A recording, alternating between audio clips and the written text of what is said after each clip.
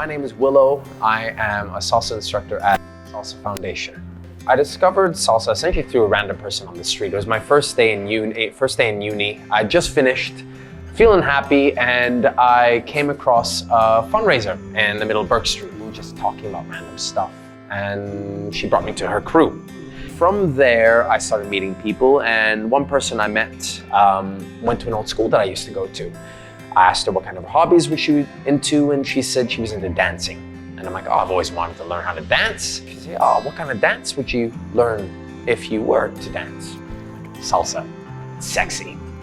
So she's like, oh, I know this great salsa school just down the road over there, and you learn salsa for free. I'm like, well, that sounds fun. Hook me up. When does it start?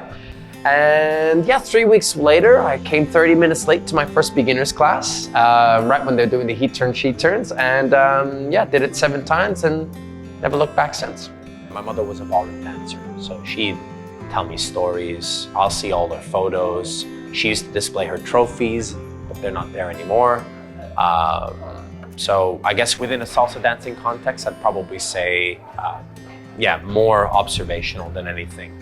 And dance was something that I thought I never looked good in or good doing. And I remember in high school, my last semester in high school, I said to myself, I want to try something that I didn't think I could do. And I took a hip hop class. Marginally successful in hip hop, not so much. But the point is, I took a leap of faith in something that I didn't think I could do, and I did it. I guess that'd probably be my closest relationship with dance before I came across salsa, that and my mother. When I first moved to Melbourne, it was quite lonely. New place, I knew no one, just moved into my apartment. Really, it's really lonely. It gets lonely. So part of the reason why I was so happy on my first day of uni was because I actually got to meet people. Only a handful, probably 5. And then doing salsa just opened, I guess, my world to so many different people, so many different connections and stories. You feel uplifted, and I guess it's fortunate that I found so many friends and family through salsa. How has dancing impacted my life? It's impacted my life quite a fair bit. There's so many other good things that I've gotten through dance that I never would have if I hadn't taken it. I've learned a style that I only dreamed of doing. I attempted to do it in high school just from YouTube videos and absolutely failed. It took me so long to learn something, and I come to this school, and after a class, I can dance to a song. Like, that's fantastic. I can dance to a song, actually dance, not the hitch or like, my usual the grocery shopping cart or the lawnmower, busting out those old classics. I can actually just this one, I can actually dance something and feel good and perceivably look good dancing it. Like, it makes you feel good. If anything, aside from love, one of the biggest things that I've ever taken away from dancing is confidence. I had a lot to begin with, but it's a confidence in a different way. It's a confidence in your ability to learn something, ability to do something that you've learned, and just to be able to have fun with it is the best feeling. I'd say probably the biggest blessing that I've ever had is my wife. I met her dancing 5 years ago. Yeah, just a random salsa party that the Salsa Foundation was throwing, and yeah, no, it was called Gasolina at the time. It was the first Gasolina. Well, one of the first Gasolinas there. Because beforehand it was just called graduation party at the very beginning when I first started. And then they had this venue out in South Wharf. The bar was called Gasolina, henceforth the name Gasolina. Yeah, just started dancing 2 years in, and in walks this lady, bright yellow top, big bushy hair, red lipsticks. Danced with her and absolutely loved dancing with her. And yeah, pretty much after that, the ball started rolling, and 5 years later we're now married. And that's a massive impact. So married, house, wedding, yeah, it's awesome. Most memorable dance.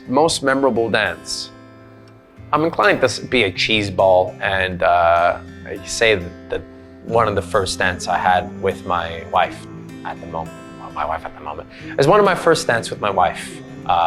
She just come in. We were dancing. She was making so much noise, like happy noises, because this was her first month of dancing, and I was 2 years. So I was throwing all these moves that she didn't know what was going on, and her response to uncertainty is just sounds. Ooh, ah, woo, laughter, scream. And that was fun for me because I'm a very auditory kind of person. So when I hear sounds like that, it lets me know I'm doing a pretty good job, or at least they're having fun. We then proceeded to end the song, and in the middle of the song I said, look, I have this dip. I want to try this dip. It's a dip trick. Trust me. All right? And in the middle of the song she said, yes, I'll trust you. So, and this, again, bear in mind, this is her first month of dancing. So end of the song came in. I was going for the dip. I dipped her over it was quite a low squat. I dipped her over my leg. Her legs came over my shoulder. With my free hand, I grabbed her legs over my shoulder and brought her up. It was kind of like a pseudo swing move. And it was pretty instantaneous. After the song ended and after we successfully and safely did the dip, she screamed, "I love you," 3 times. So I literally swept her off of her feet. Literally, it's not metaphorical.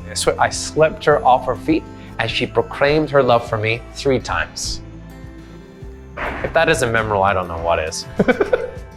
It's hard to think about what my life would have been like if I hadn't ran into that random person on the street. You know, I wouldn't be married. I wouldn't have a house. You know, I'd probably be inclined to say I wouldn't have the career that I have now. You know, I'm in recruitment at the moment, and I'm only in recruitment because a good friend that I met from Salsa suggested I should do it. You know, and not that there's anything wrong, but I might still be at Starbucks, working at Starbucks, doing a barista job. Nothing wrong with that. It's a beautiful job.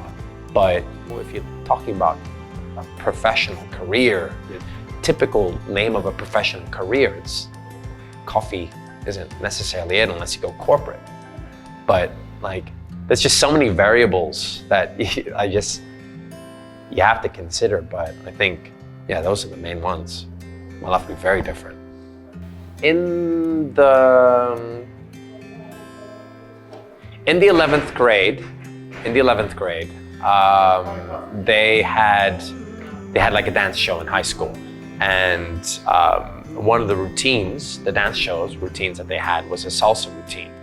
And I remember looking at that, thinking that was really cool. This guy did this really cool move where he dipped this girl, dipped the follow, and then he traced the body, but like not without touching. And I just remember thinking, damn, that's so sexy. And then they immediately did a sequence, and I'm like, I can't do that. I was talking to my friend outside after the dance show, and she said, you know, you should try it. And immediately my wall came up. Nah, I wouldn't look good doing it. I can't look good as that. That looks too good. I can't compare to that.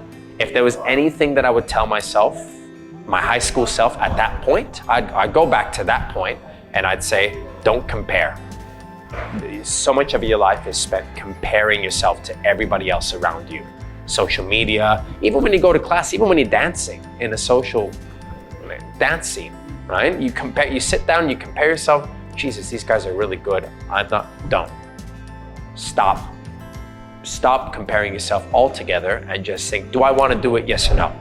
If you want to do it, it's only 2 answers, yes or no. If you want to do it, then fucking do it. You know, because if you don't, you're going to spend the rest of your life regretting what if, you know? And yeah, if I could tell myself to do salsa dancing at that point in time, I would.